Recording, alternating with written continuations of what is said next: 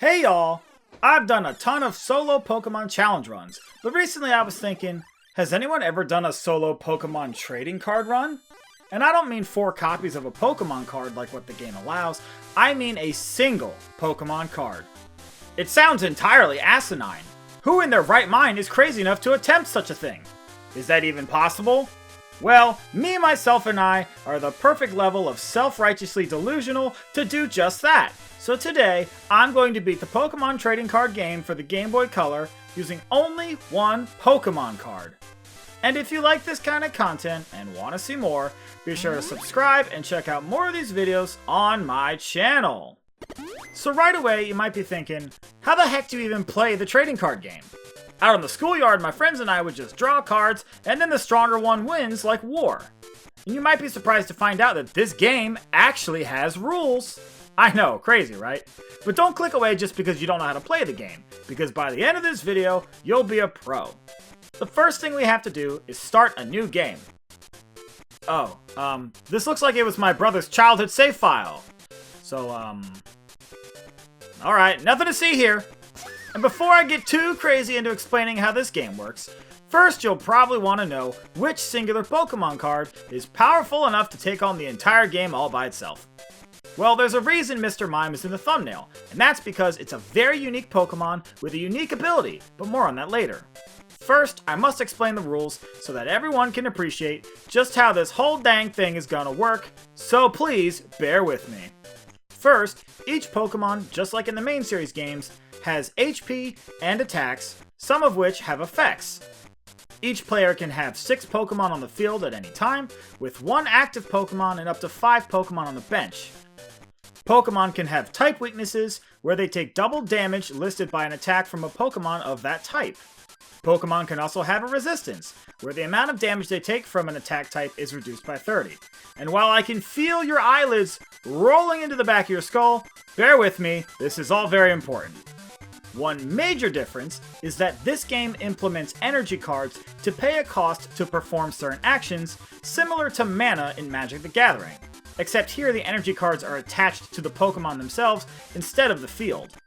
Just like switching out during a battle in a main series game, an active Pokemon can retreat to the bench by paying a retreat cost shown on the bottom right of the card. Simply remove the required number of energy cards listed in the retreat cost from your active Pokemon, and then send those energy cards to the discard pile. Instead of move usage being limited by your BP, Pokemon attacks have energy cost. You can attach 1 energy card to one of your Pokemon per turn, and you can attack the opponent's active Pokemon once per turn if you have the necessary energy cost, at which point your turn will end. And if you knock out an opponent's Pokemon, select 1 prize card and add it to your hand. Prize cards are placed face down randomly from your deck before the match starts and after you draw your starting hand, and the number of prize cards can vary from 2 to 6 depending upon the trainer. That's all fine and dandy, but how do you actually win? Simple. Do one of the following things. Number 1. Take all of the opponent's prize cards. Number 2. Knock out all of the opponent's Pokemon. Or, number 3. If the opponent can't draw a card to start their turn, they lose. Which means you win. Alright, that's it now for the rules, so nurse, if you can hear me, please wake the viewer from their comatose state so we can continue with the video. Alright, let's do this. Alright, first things first. I have to actually build the deck before I can start dueling. And yes, it's called a duel, not a battle. Dr. Mason, who really is just a poor man's Professor Oak, sends us emails based upon your progress in the game, which contain booster packs filled with cards. Not sure exactly how you send a physical attachment in a digital email, but after all, it doesn't have to make any sense, it's Pokemon! And as long as you slap Pikachu's face on something, it practically craps money, so nobody really cares. These emails only give booster packs the first time you read them though. But I used a couple of GameShark codes to mark them as unread so I could repeatedly open the emails and get free booster packs for all the cards I need. The most important of these cards is of course Mr. Mime. Finally, I get to explain why this thing is so dang important. Mr. Mime only has 40 HP, which isn't much, but it's a basic Pokemon, so we can play it straight from the hand without evolving. Plus, some Pokemon cards have special abilities called Pokemon Powers, and Mr. Mime has one called Invisible Wall. While Invisible Wall sounds like the mental barrier preventing me from fulfilling my dreams, it's actually an ability that reduces any damage to Mr. Mime of 30 or more down to 0, meaning Mr. Mime can only take 10 or 20 damage at a time, with one crucial exception, but more on that very frustrating detail later. Another important facet of Mr. Mime is that it's a Psychic type. A lot of normal types in this game have a resistance to Psychic, and with a 30 damage point reduction, Mr. Mime will never be able to damage them with its only attack Meditate, which does 10 damage plus 10 more for each damage counter on the opposing Pokemon. So that's bad. And we can attack them all we want, but it will do no good. Like trying to train a hippo to tap dance, it's just not a great idea. But to play around this fact, I'll have to use plenty of powerful trainer cards. Here are the most important trainer cards that we'll be using in our deck. First off, Professor Oak. Discard your hand, then draw 7 cards. And this is easily the most broken card in the game, possibly ever printed. Number 2, Bill. Draw 2 cards. Easily the second best card in the game. And for all the Yu-Gi-Oh fans out there, this is the Pokemon equivalent of Pot of Greed. Number 3, Energy Search. Lets us add any one energy card from our deck to hand.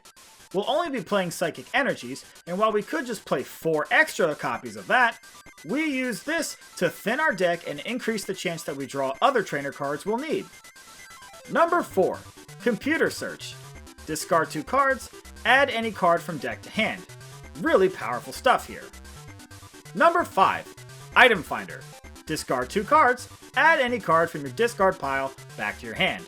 It's like a computer search for the discard pile. Number 6, Recycle. Flip a coin. If heads, add a card from your discard pile to the top of your deck. It's like Item Finder, but worse. Makes a lot of sense, because nobody enjoys recycling. Number 7, Potion and of course Super Potion. Heal 20 damage for Potion, and for Super Potion, remove an energy card from a Pokemon to heal it by 40. Number 8, Plus Power. Add 10 damage to the final damage calculation for an attack. This is important for speeding up the damage that Mr. Mime can do, and also for some AI manipulation that will help us to finish games a lot faster. And number 9, Gambler. And no, I ain't talking about Kenny Rogers. Shuffle your hand back into the deck, then flip a coin. If heads, draw 8 cards. If tails, draw 1 card. And we do some pretty fun stuff with this card during the run, but more on that later. I tell you now, but as the saying goes, gotta know when to hold 'em, know when to fold 'em. Alright, that's enough preamble. Now we can finally get to the actual duels.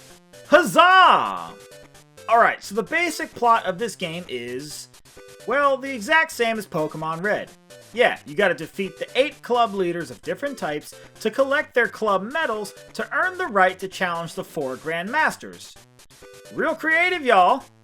I decided that the first place to go would be the fighting gym since we're a Psychic type and fighting is weak to Psychic.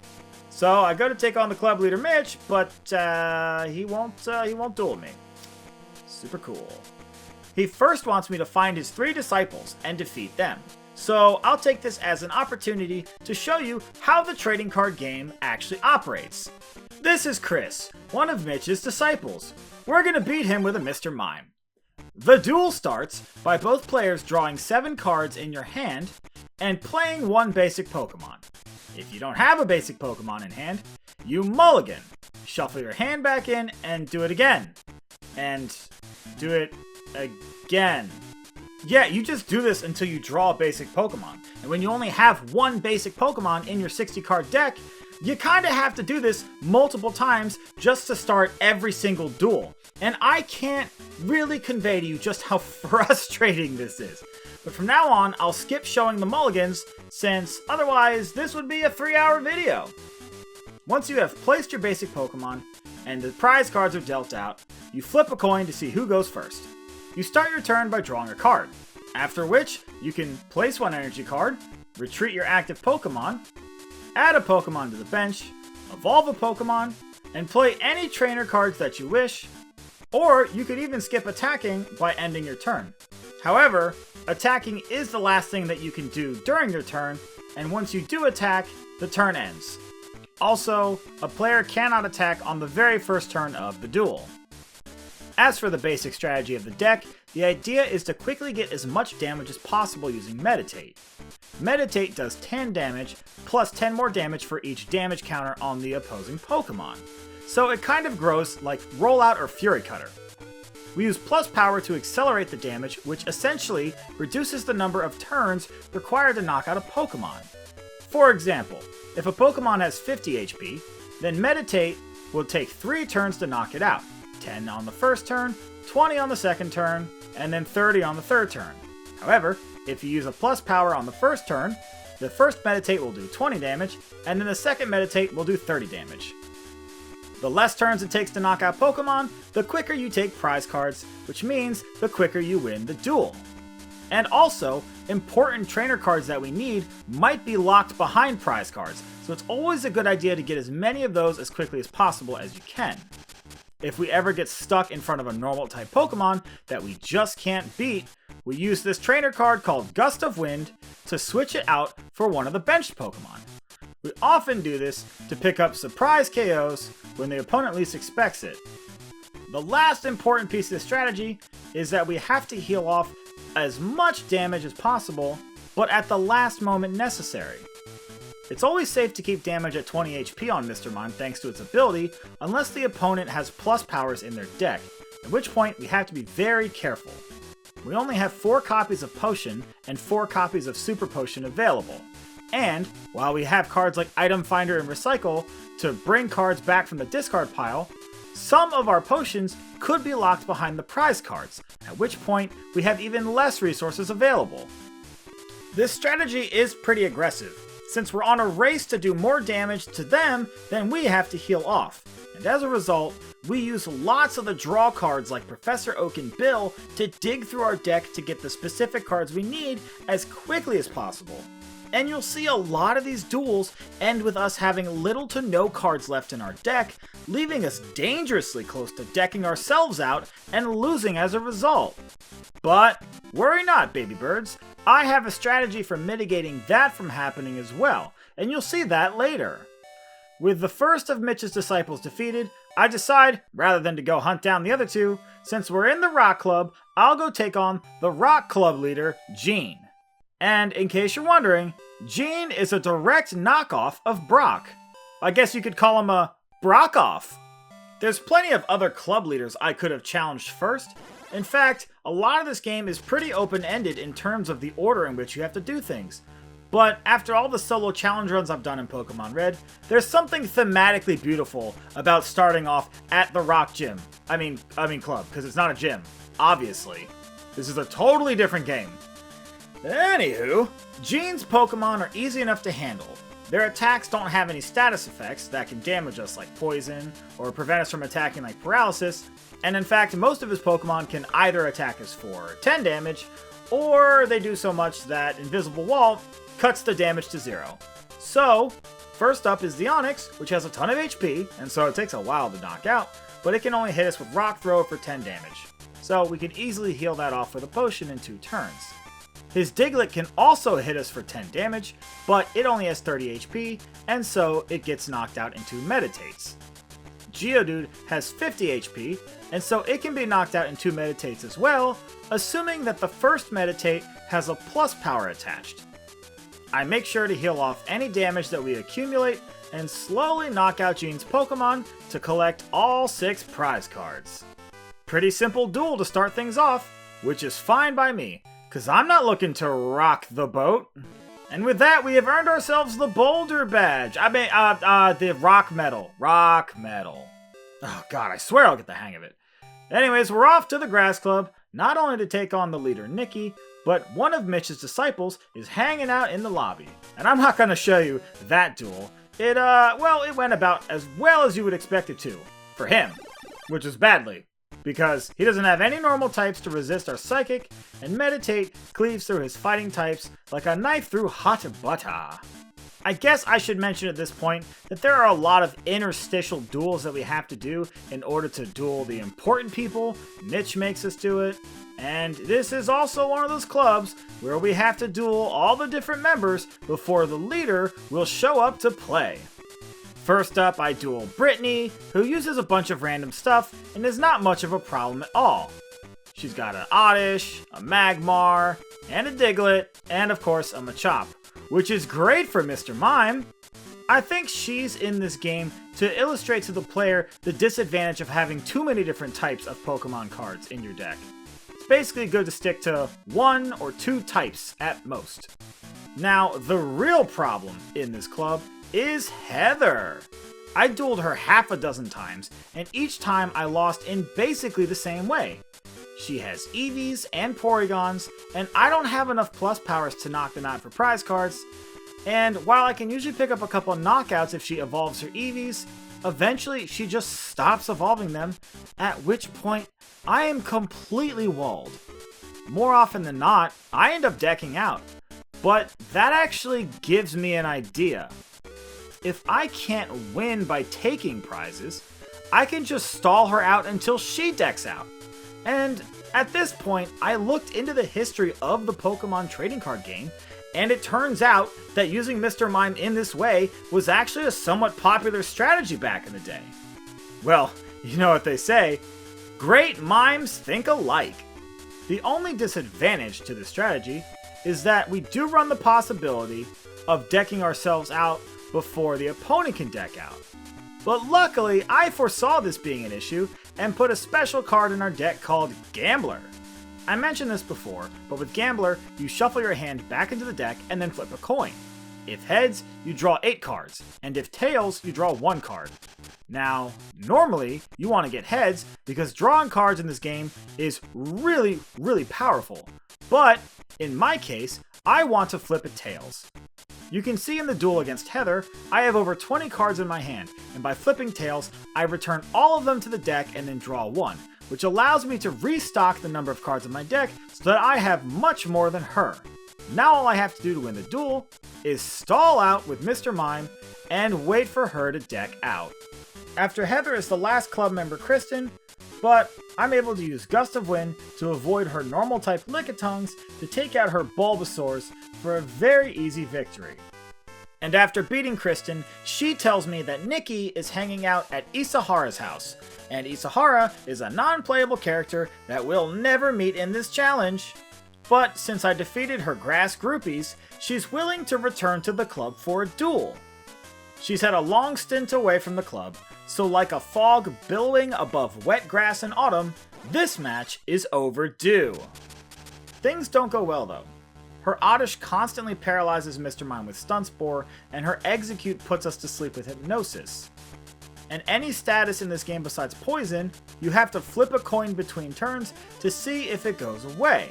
If it doesn't, you stay asleep, you stay paralyzed, and you really can't do anything.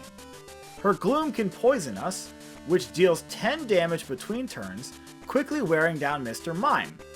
And her Bulbasaur and Execute also have the move Leech Seed, which is problematic. It does 20 damage, which not only forces us to heal, but it heals them back by 10 damage each, meaning that without plus powers, Meditate will never grow in power against a Bulbasaur or Execute using Leech Seed. Overall, full heals and potions help to mitigate the status effects and damage, but even with recycles and item finders to reuse our important trainer cards, I just don't have enough resources to win, and we deck ourselves out. After losing, I change up the cards in my deck to have more potions, full heals, and recycling cards, and then challenge Nikki once again.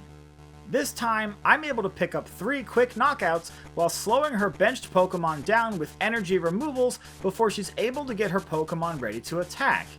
And by the time we've cleared half of the prize cards, Nikki is just getting started with her usual status strategies. At which point, we've got plenty of healing cards and recycling resources to get the job done. And after that whole fiasco, we finally collect the grass medal, and it's time for me to be long gone. Before I can leave the grass club though, we're confronted by our rival Ronald.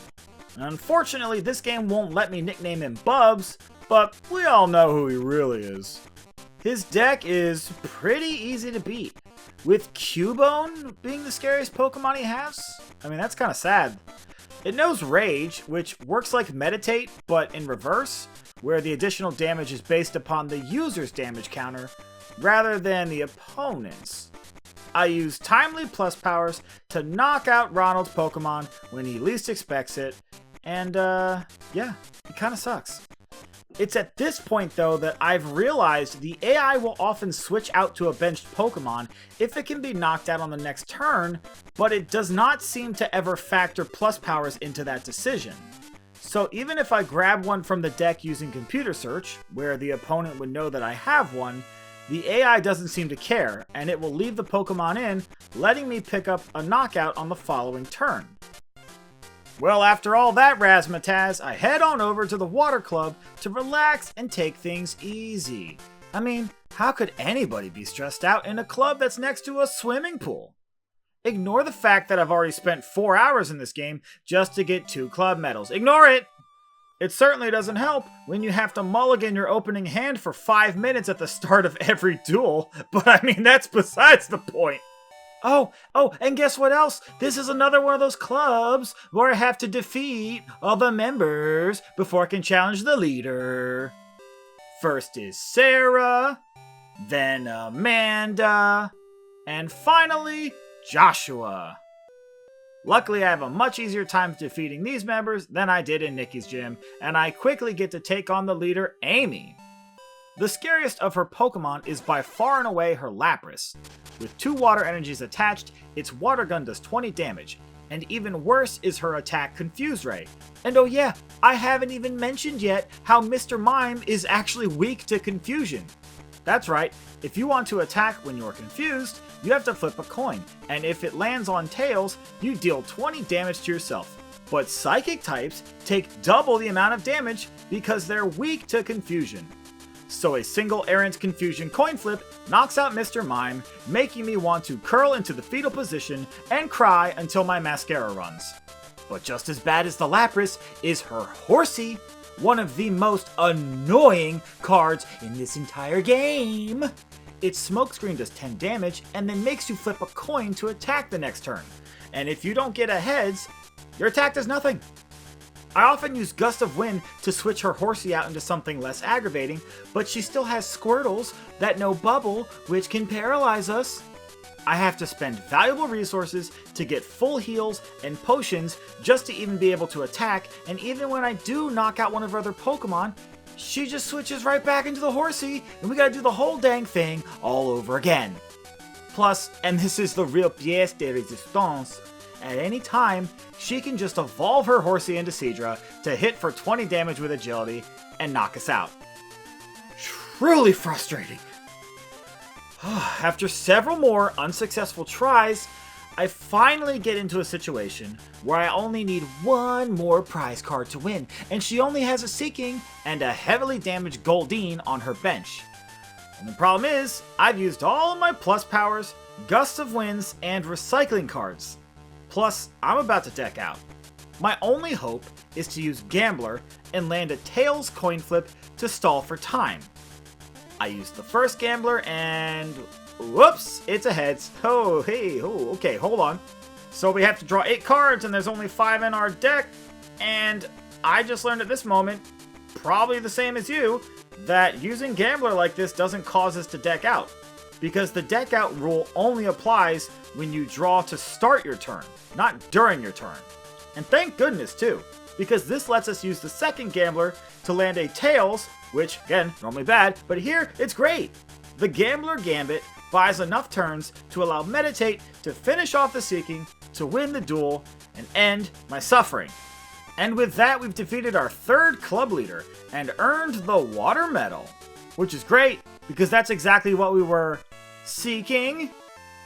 Oh yeah. And after beating Amy, I head over to the Science Club to take on their leader, Rick. Before I can do that though, I have to beat up Joseph, who's blocking the way. I'm not exactly sure why a technologically advanced club hasn't thought of a locked door, but I digress. I head into the duel with Rick, and this one was easy, yet frustrating? I know, it's strange. But, besides Porygon, all of his Pokemon are weak to Psychic. But because of Porygon, it's not a free win. And also, his Grimers can evolve into Muck, who has a Pokemon power called Toxic Gas, which negates other Pokemon powers as long as Muck isn't statused. And with that Pokemon power, Muck actually can hit Mr. Mime with its attack Sludge, which does 30 damage, plus poisons Mr. Mime. And the 10 poison damage between turns knocks it out. Rick spends most of the duel trying to keep Porygon in the active Pokemon slot, while my entire game plan revolves around using Gust of Wind to put it back on the bench.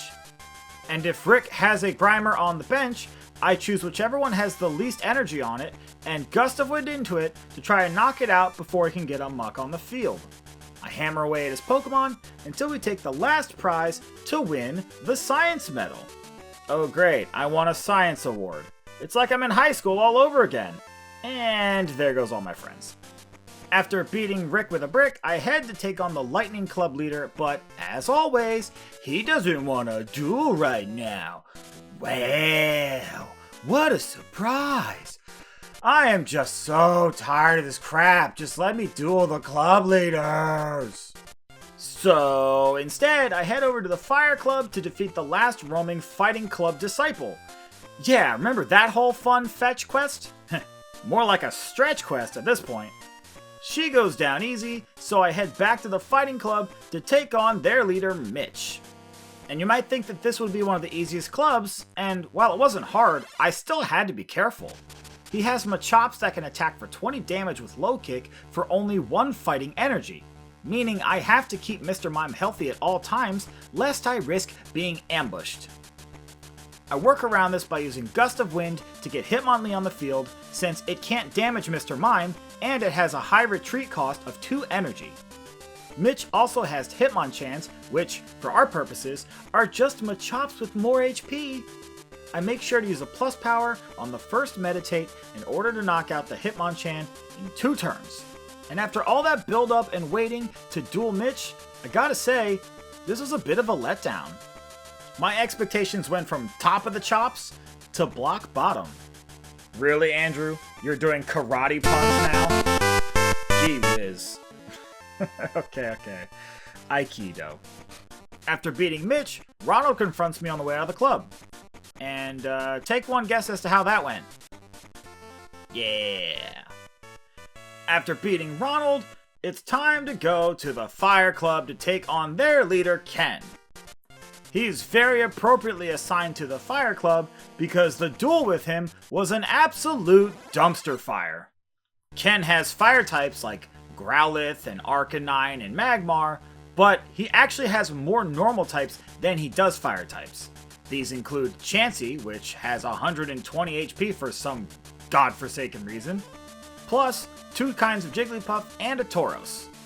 Like I mentioned before, we don't have nearly enough plus powers and or recycling items to knock out 6 normal types, and once Ken sees my strategy of using Gust of Wind to bring in the fire types, he rarely benches any more fire Pokemon.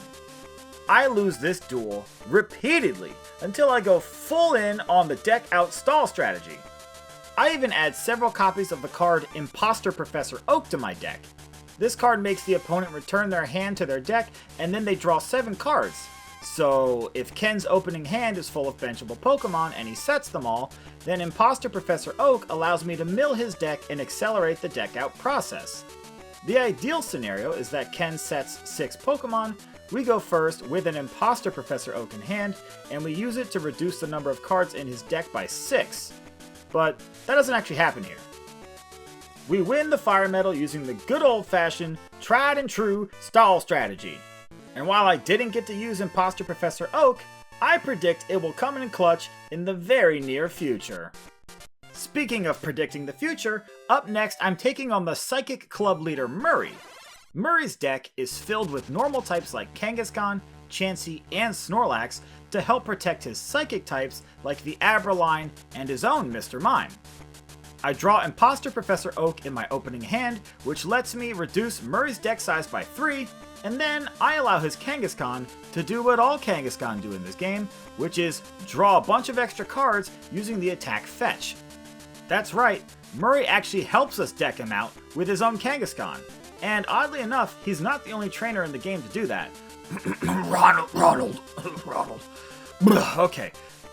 Murray's normal strategy is to evolve his Abra into Kadabra and then Alakazam, which has a Pokemon power that allows it to move damage counters from any Pokemon to another, as often as you like.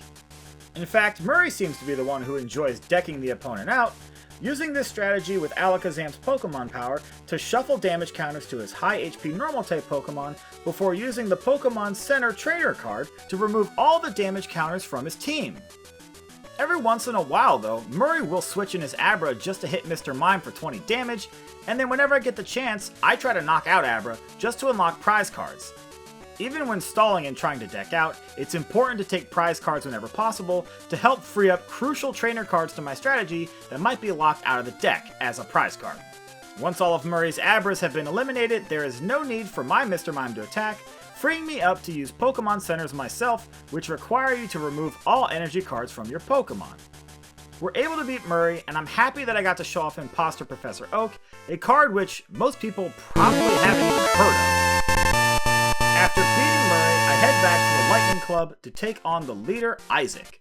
But I first have to defeat his pupils, Nicholas, Jennifer, and Brandon.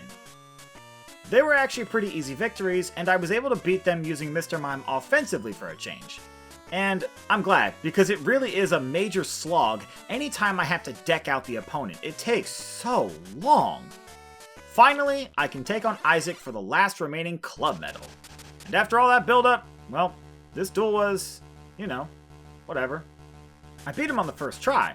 And he has a few annoying normal types that we have to use Gust of Wind to get around, in this case Eevee, Tauros, and, as usual, Kangaskhan.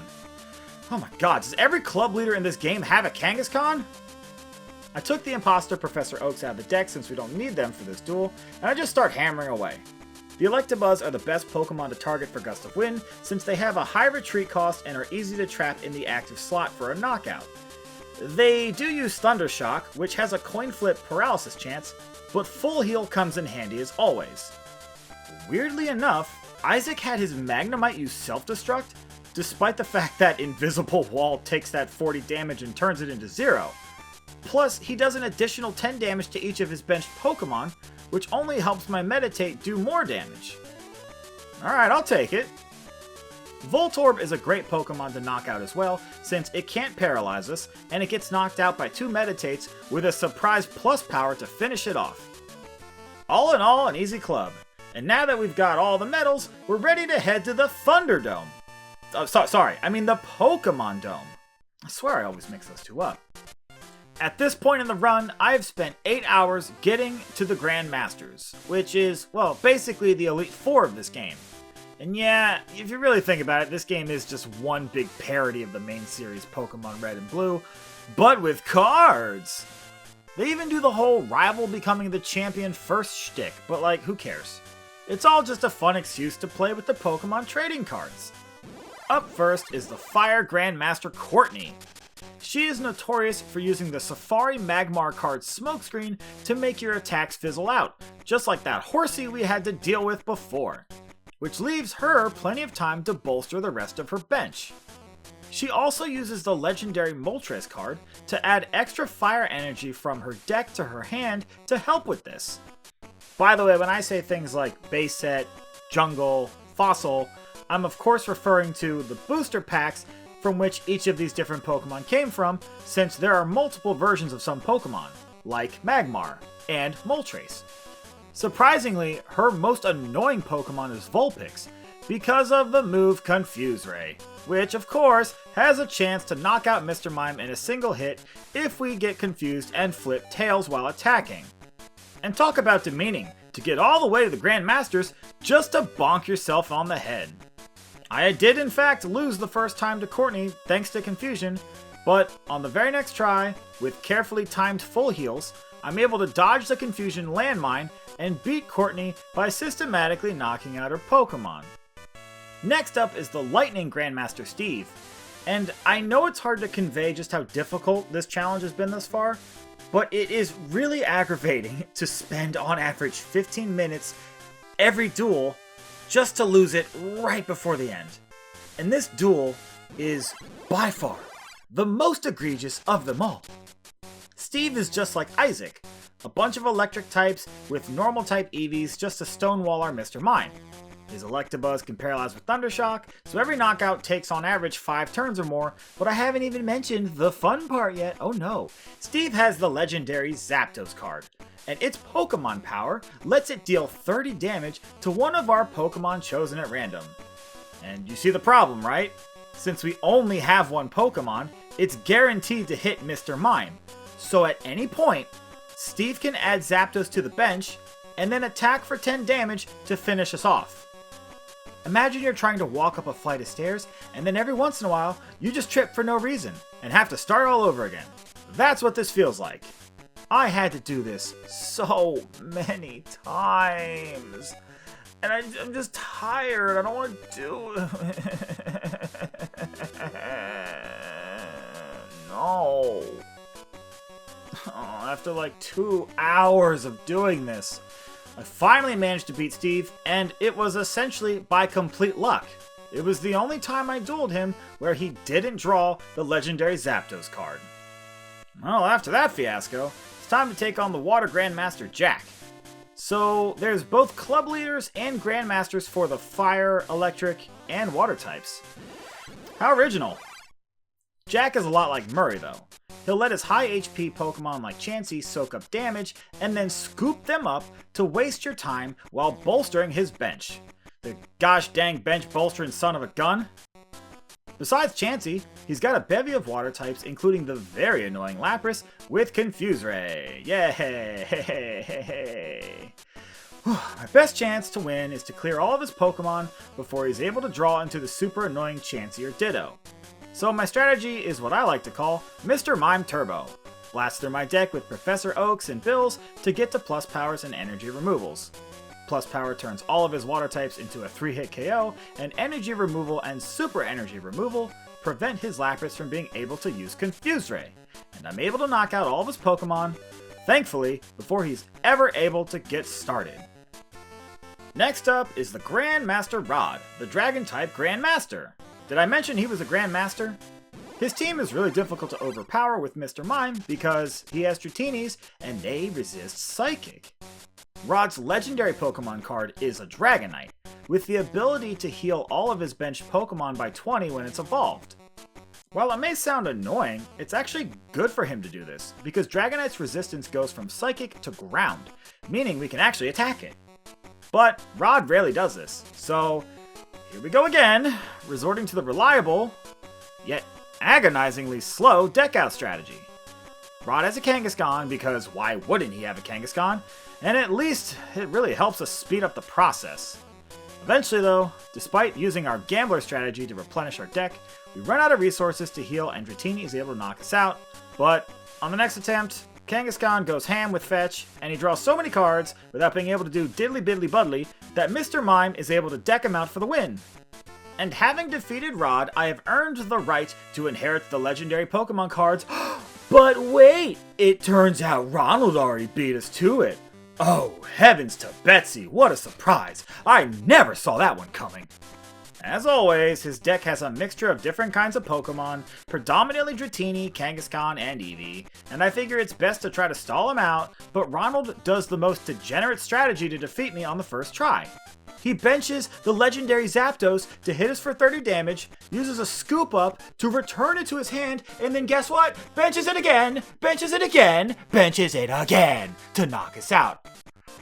On the next attempt though, he leads with a Kangaskhan, at which point he repeatedly uses Fetch and never tries to switch out, despite having plenty of energy cards available and time to do so. I am just honestly flabbergasted at how many important duelists in this game just deck themselves out with Kangaskhan. Truly flabbergasting. I didn't even think that this challenge was possible at first, but they turned this from a Kangaskhan to a Kangaskhan. And Ronald by far is the worst defender. I mean, his last name better be McDonald, because he's an absolute clown. And with that, the challenge is over, and all in all, I can't believe I was actually able to complete this challenge. I first concocted this idea as a joke, thinking, oh, everyone's done a solo Pokemon challenge run, but no one's done a solo card challenge run. I don't even know if there's another Pokemon in the game that you could do this with, so I'm thrilled to show off what I believe is a one-of-a-kind challenge with a one-of-a-kind Pokemon card. And if everyone's into this kind of thing, I would love to do more trading card game challenges in the future, because this was so much fun. And I'm proud to say that I've done something so stupid and no one else has done it before. And if you like this kind of content and want to see more, be sure to subscribe and enable notifications so you'll know right away the next time one of these videos is uploaded. And if you want early access to these videos and to have your name listed in the credits, consider becoming a member or joining on Patreon. And let me know what other kind of challenges you want to see, and I'll probably do it. Next week, I'm kicking off the month of October with a series of Halloween-themed challenges by beating Pokemon Crystal using only one Murkrow. Anyways, until next time, y'all.